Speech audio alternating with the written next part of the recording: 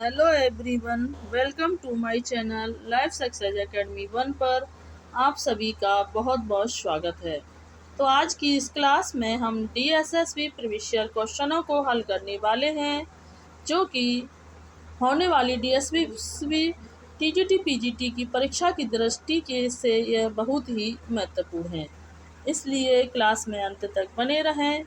अगर आपको ये क्लास अच्छी लगे तो इसे ज़्यादा से ज़्यादा लाइक शेयर सब्सक्राइब करें। तो देर न करते हुए शुरू करते हैं कि जो इंद्रियों से ना जाना जा सके, वाक्यांश के लिए एक शब्द है। इंद्रियजन, शैतेंद्रिय, अतीन्द्रिय या लब्धेंद्रिय। जो इंद्रियों से ना जाना जा सके उसके लिए एक शब्द जो होता है अतीन्द्रिय होता है। क्वेश्चन नंबर 2 देखते हैं कि निम्नलिखित में से सभी स्पर्श व्यंजन कौन से हैं? का, जफ, भा, ला, र, या, दास, राहस। तो निम्नलिखित में से जो स्पर्श व्यंजन जो हैं का, जा और फा जो है स्पर्श व्यंजन है। स्पर्श व्यंजनों की जो संख्या होती है वह 25 होती है। का से माँ तक के जो व्यंजन होते हैं वो स्पर्श व्यंजन कहलाते हैं। क्वेश्चन नंबर 3 देखते हैं कि आए शब्द का विलोम शब्द होगा आमद, घाटा, खर्च या व्यय। तो आय शब्द का जो विलोम शब्द होगा व्यय जो है आय का विलोम शब्द होगा। क्वेश्चन नंबर 4 देखते हैं कि दाता शब्द का स्त्रीलिंग रूप होता है दैत्या, दात्री, दात्री या दात्र। तो दाता शब्द का जो स्त्रीलिंग होता है दात्री जो है वो दाता शब्द का स्त्रीलिंग होता है।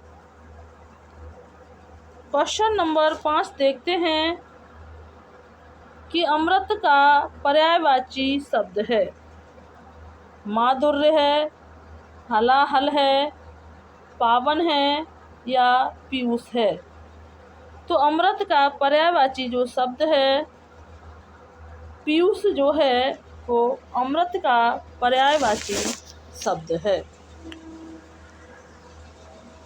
क्वेश्चन नंबर 6 देखते हैं कि कौन सा शब्द जो है तत्सम है कर, हाथ, हाथी, आँख। तो इनमें से जो तत्सम शब्द है कर जो है एक तत्सम शब्द है, जबकि हाथी, हाथ, आँख जो है एक तद्भव शब्द हैं। क्वेश्चन नंबर 7 देखते हैं कि दोषी व्यक्ति स्वयं से डरता है, इस आशय के लिए लोकोक्ति है चलती का नाम गाड़ी, काला अक्षर भैंस बराबर, घर का भेदी लंका ढाए, चोर की दाढ़ी में तिनका। तो दोषी व्यक्ति स्वयं से डरता है, इसका मतलब होता है कि चोर की दाढ़ी में तिनका। जो दोषी व्यक्ति होता है वह खुद ही डरने लगता है। घर का भेदी लंका ढाई का मतलब होता है कि कोई घर का व्यक्ति ही बाहर घर के भेद बाहर पहुंचाता है, जिससे घर में फूट पड़ती है। काला अक्षर भैंस बराबर का मतलब होता है बिल्कुल अनपढ़ व्यक्ति होना है। क्वेश्चन नंबर 8 देखते हैं कि आज तो वह कार से आया है, वाक्य में क्रिया विशेषण पद है। आज तो कार से वह आया है। तो आज तो वह कार से आया है वाक्य में क्रिया विशेषण पद हैं आज तो। आज तो यहाँ पर क्रिया विशेषण पद है।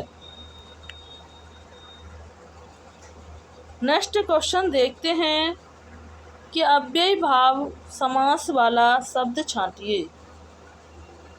तो रसोई घर, सुख दुख, यथासंभव, राजपुत्र। तो अव्ययी भाव वाला शब्द है यहाँ पर यथासंभव, जो है एक अव्ययी भाव वाला समास है, क्योंकि यथासंभव जिस समास में प्रथम पद प्रधान होता है या जिस समास में उपसर्ग का प्रयोग किया जाता है वहाँ पर अव्ययी भाव समास होता है। रसोई घर, रसोई घर में रसोई का घर मतलब यहाँ पर अंतिम पद प्रधान है, इसलिए यहाँ पर तत्पुरुष समास, यहाँ पर तत्पुरुष समास है। और सुख दुख में यहाँ पर द्वंद्व समास है। और राजा का पुत्र यहाँ पर भी तत्पुरुष समास है, क्योंकि यहाँ पर भी अंतिम पद ही प्रधान है।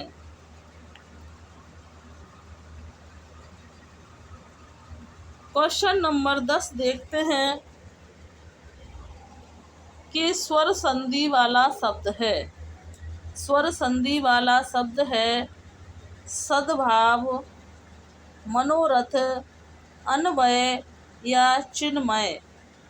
तो स्वर संधि वाला जो शब्द होता है अन्वय, जो है स्वर थोड़ा सा तो स्वर संधि वाला जो शब्द है अन्वय, जो है यह स्वर संधि वाला शब्द है। स्वर संधि जो है वो 5 प्रकार की होती है।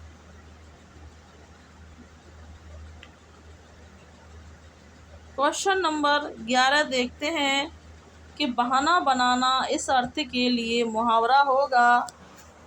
आँखें खुलना, आग में घी डालना, अकल पर पत्थर पड़ना, अगर मगर करना है। तो आँखें बहाना बनाने का जो अर्थ होता है अगर मगर करना, जो है वो बहाना बनाना है। अकल पर पत्थर पड़ने का मतलब है समय पर सही फैसला नहीं लेना है। आग में घी डालने का मतलब होता है झगड़े को और बढ़ाना है। क्वेश्चन नंबर 12 देखते हैं कि कौन सा शब्द तद्भव है। संबंध, आशय, रात्रि या पाँव। तो इनमें से जो तद्भव शब्द है, पाँव जो है एक तद्भव शब्द है, जबकि संबंध, आशय और रात्रि जो है एक तत्सम शब्द हैं। क्वेश्चन नंबर 13 देखते हैं कि मैंने अभी अभी घर जाना होगा वाक्य में अशुद्ध पद है। मैंने घर अभी अभी जाना है। तो मैंने अभी अभी घर जाना में जो अशुद्ध पद होगा, यहाँ पर मैंने जो है यहाँ पर अशुद्ध शब्द है, क्योंकि यहाँ मुझे शब्द आएगा, क्योंकि मुझे अभी अभी घर जाना है। क्वेश्चन नंबर 14 देखते हैं कि सही वर्तनी वाला शब्द चुनिए। अवज्ञा, तदोपरांत, पुनरुक्ति, अनाधिकार। तो यहाँ सही वर्तनी वाला जो शब्द है पुनरुक्ति, जो है यहाँ पर सही वर्तनी वाला शब्द है, जबकि अवज्ञा का शुद्ध होगा अवज्ञा। तदोपरांत का जो होगा तदुपरांत। और अनाधिकार का जो शुद्ध रूप होता है अंधिकार होता है, न कि अनाधिकार। तो यह अंधिकार जो है यह शुद्ध है, तदुपरांत नहीं है, तदुपरांत है। और अवज्ञा का इस तरह से अवज्ञा है। क्वेश्चन नंबर 15 देखते हैं कि निम्नलिखित में से पुल्लिंग शब्द छांटिए। गाजर, आहट, अनार या अरहर। तो निम्नलिखित में से यहाँ पर पुल्लिंग शब्द जो है गाजर खाई जाती है, तो इससे हमें स्त्रीलिंग का बोध हो रहा है, तो यह पुल्लिंग शब्द नहीं है।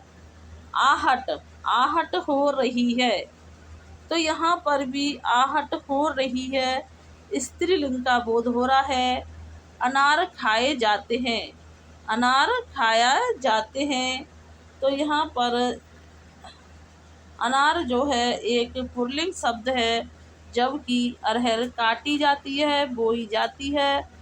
यहाँ पर स्त्रीलिंग का बोध हो रहा है। तो गाजर, आहट, अरहर जो हैं स्त्रीलिंग शब्द हैं और अनार एक पुल्लिंग शब्द है।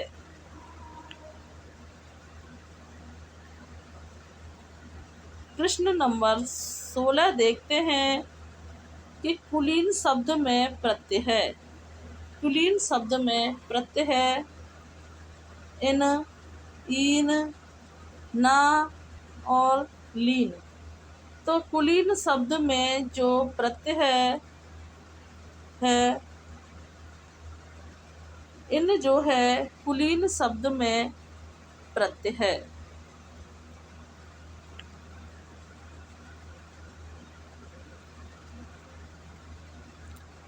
क्वेश्चन नंबर 17 देखते हैं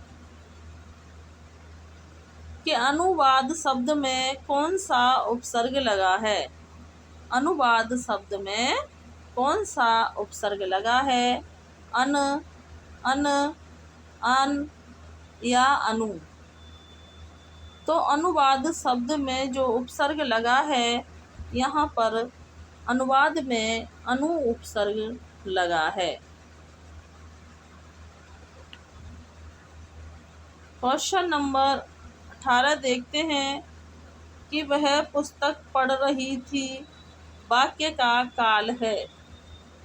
तो यहाँ पर संदिग्ध भूतकाल है, पूर्ण भूतकाल है, अपूर्ण भूतकाल है या आसन्न भूतकाल है।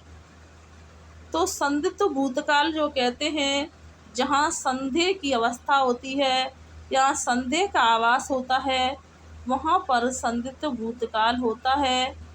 पूर्ण भूतकाल जहाँ कोई काम पहले ही समाप्त हो चुका है, कई साल पहले, कई महीनों पहले समाप्त हो चुका है, पूरा हो चुका है, तो वहाँ पूर्ण भूतकाल होता है। अपूर्ण भूतकाल जहाँ काम अभी हुआ नहीं है, अभी चल रहा है। जैसे वह पुस्तक पढ़ रही थी, तो वह क्या कर रही थी, अभी पुस्तक पढ़ रही थी। यहाँ पर अभी काम चल रहा था, हो रहा था, तो इसलिए यहाँ पर अपूर्ण भूतकाल है। आसन्न भूतकाल जहाँ काम अभी अभी तुरंत समाप्त हुआ हो, वहाँ पर आसन्न भूतकाल होता है।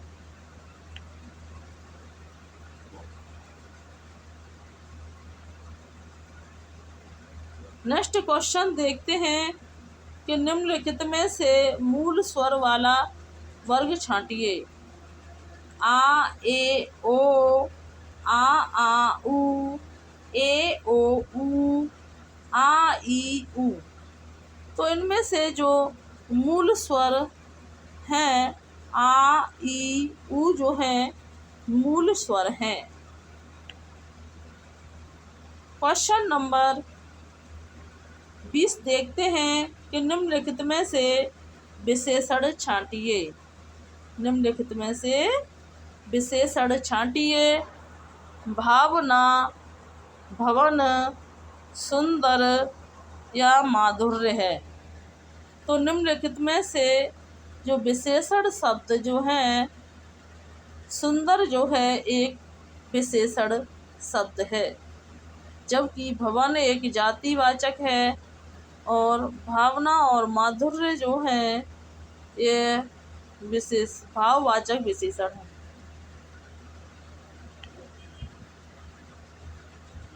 नेक्स्ट क्वेश्चन देखते हैं कि गोदान कब प्रकाशित हुआ था। 1932 में, 1918 में, 1936 में या 1926 में। तो गोदान शब्द जो है कब प्रकाशित हुआ था। गोदान शब्द कब प्रकाशित हुआ था। तो गोदान जो है ये 1836 में प्रेमचंद जी के द्वारा प्रकाशित हुआ था और यह प्रेमचंद जी का अंतिम उपन्यास है जिसमें ग्रामीण जीवन का, किसान जीवन का वर्णन किया गया है, जिसके प्रमुख पात्र हैं होरी, गोबर, धनिया, दाता दीन, माता दीन, झिंगुरी, मालती, मेहता आदि जो हैं इसके पात्र हैं।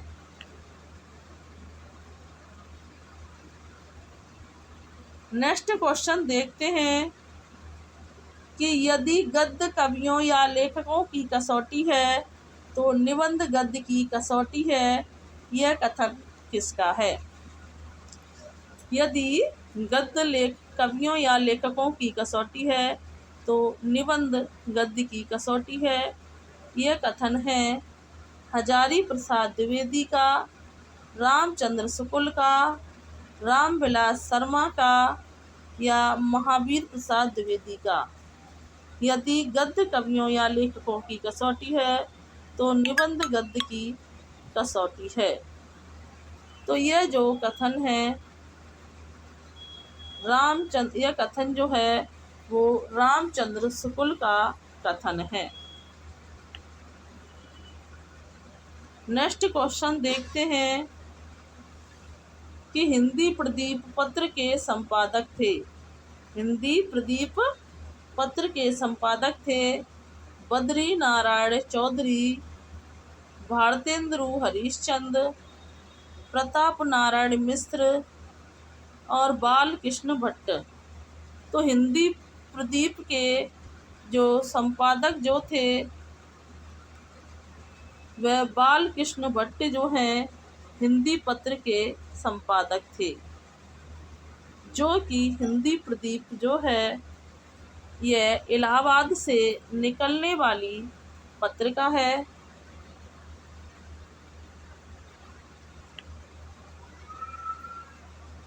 नेक्स्ट क्वेश्चन देखते हैं कि बनारस अखबार पत्र कौन निकालता था।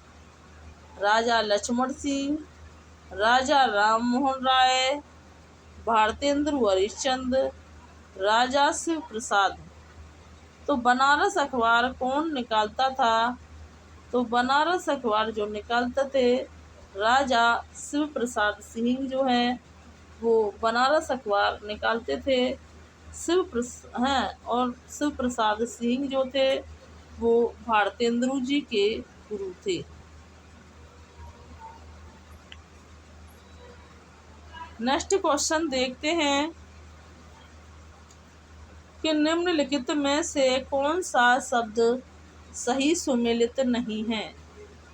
डांची, उपेंद्र नाथ अस्क, फांसी, जैनेन्द्र, आहुति, यशपाल, बेपथिगा, अज्ञ।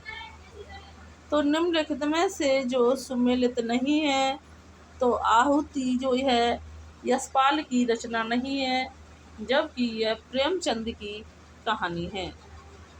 जबकि डांची उपेंद्र नाथ अस्क की रचना है, फांसी जैनेन्द्र की रचना है, बेपथिगा जो है अज्ञ की रचना है। नेक्स्ट क्वेश्चन देखते हैं कि उसने कहानी का प्रकाशन कब हुआ था। 1918 में, 1915 में, 1920 में या 1925 में। तो उसने कहा था जो कहानी का जो प्रकाशन हुआ था वह 1915 ईस्वी में हुआ था। उसने कहा था जो है यह चंद्रधर शर्मा गुलेरी जी के द्वारा रचित कहानी है उन्हीं की रचित कहानी है। बुद्धू का कांटा सुखमय जीवन उसने कहा था। उसने कहा था जो है एक आदर्श प्रेम कहानी है, जिसके प्रमुख पात्र लहना सिंह आदि प्रमुख हैं।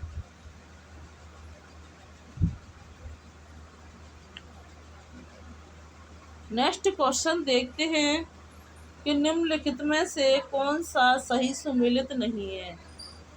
तीसरी कसम फणेश्वर नाथ रेणु, राजा निर्वंशिया कमलेश्वर, कर्मनाश की हार शिव प्रसाद, जिंदगी और जोंक राजेंद्र प्रसाद। तो यहाँ पर सुमेलित नहीं है। जिंदगी और जोंक जो है यह राजेंद्र यादव की है। यह राजेंद्र यादव की जो रचना नहीं है। जिंदगी और जोंक जो है यह अमर कांत की रचना है। नेक्स्ट क्वेश्चन देखते हैं कि श्यामा स्वप्न के लेखक थे। श्यामा स्वप्न के लेखक थे देवकी नंदन छत्री, जगमोहन सिंह, लाला श्रीनिवास दास, किशोरी लाल गोस्वामी।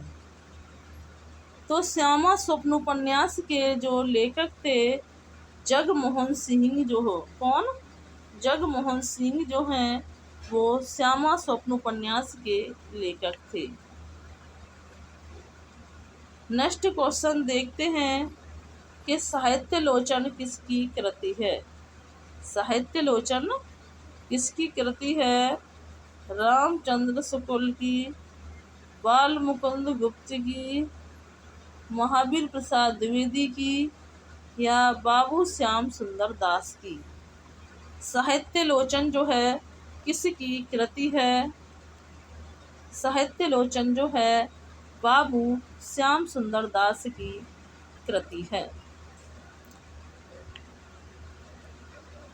नेक्स्ट क्वेश्चन देखते हैं कि संयोगता स्वयंवर नाटक के रचनाकार हैं प्रताप नारायण मिश्र, श्रीनिवास दास, राधाचरण गोस्वामी या भारतेंदु हरिश्चंद्र। संयोगता स्वयंवर के जो रचनाकार हैं संयोगता स्वयंवर के रचनाकार लाला निवास दास जो हैं संयोगता स्वयंवर के रचनाकार हैं। जो कि प्रताप नारायण मिश्र का जन्म 1856 ईस्वी में हुआ था। 1856 में हुआ था। राधाचरण गोस्वामी का जन्म 1854 में हुआ था और भारतेंदु हरिश्चंद्र का जन्म 1850 ईस्वी में हुआ था। नेक्स्ट क्वेश्चन देखते हैं कि निम्नलिखित में से कौन सा सही सुमेलित नहीं है। अलमा कबूतरी, मैत्री पुष्पा, जिंदगी नामा, कृष्ण सोबती, माई प्रभा खेतान, बेघर ममता कालिया। तो निम्नलिखित में से सुमेलित नहीं है। माई प्रभा खेतान की रचना नहीं है, जबकि माई जो है ममता कालिया की रचना है। अलमा कबूतरी मैत्री पुष्पा की रचना है। जिंदगी नामा कृष्ण सोबती की रचना है और बेघर ममता कालिया की रचना है। नेक्स्ट क्वेश्चन देखते हैं कि भाग्यवती उपन्यास के लेखक कौन है। भाग्यवती उपन्यास के लेखक कौन है। श्रद्धा राम फुलेरी, किशोरी लाल गोस्वामी, लाला निवास दास या राधा कृष्ण दास। तो भाग्यवती उपन्यास के लेखक जो हैं कौन है। श्रद्धा राम फुलेरी जो हैं वो भाग्यवती उपन्यास के लेखक हैं। जो कि 1977 में रचित है। श्रद्धा राम फुलेरी जी ने प्रसिद्ध आरती ओम जय जगदीश हरि की भी रचना की है। नेक्स्ट क्वेश्चन देखते हैं कि कौन सा उपन्यास जैनेन्द्र का नहीं है। तो त्यागपत्र नहीं है, कल्याणी, जहाज का पंछी या सुनीता। कौन सा उपन्यास जो है वो जैनेन्द्र का नहीं है। तो जैनेन्द्र का नहीं है। जहाज का पंछी जो है वो जैनेन्द्र का उपन्यास नहीं है। त्यागपत्र, कल्याणी, सुनीता या जैनेन्द्र के उपन्यास हैं, जबकि जहाज का पंछी जो है इलाचंद जोशी की रचना है। नेक्स्ट क्वेश्चन देखते हैं कि निम्नलिखित में से कौन सा सही सुमेलित नहीं है। तो आधा गांव, राही मासूम रजा, राग दरबारी, फणेश्वर नाथ रेणु, तमस, भीष्म साहनी, दिव्या यशपाल। तो निम्नलिखित में से कौन सी कहानी है जो सुमेलित नहीं है। तो राग दरबारी जो है वो फणेश्वर नाथ रेणु की रचना नहीं है, जबकि राग दरबारी जो है राग दरबारी लाल शुक्ल की रचना है। जबकि आधा गांव राही मासूम रजा की रचना है, तमस भीष्म साहनी की रचना है, दिव्या यशपाल की रचना है।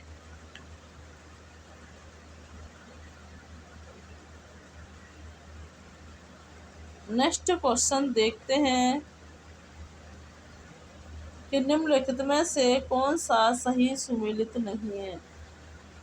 अच्छा ये क्वेश्चन तो हो चुका, फिर से रिपीट हो गया है। नेक्स्ट क्वेश्चन देखते हैं कि भारतेंदु द्वारा अनुदित नाटक कौन सा है। सत्य हरिश्चंद्र, नील देवी, अंधेर नगरी, प्रेम योगिनी।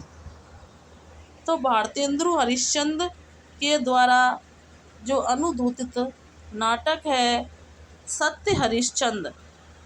सत्य हरिश्चंद्र जो है यह भारतेंदु हरिश्चंद्र के द्वारा रचित अनुदित नाटक है। तो भारतेंदु हरिश्चंद्र जी के द्वारा कौन सा मौलिक नाटक है, कौन सा अनुदित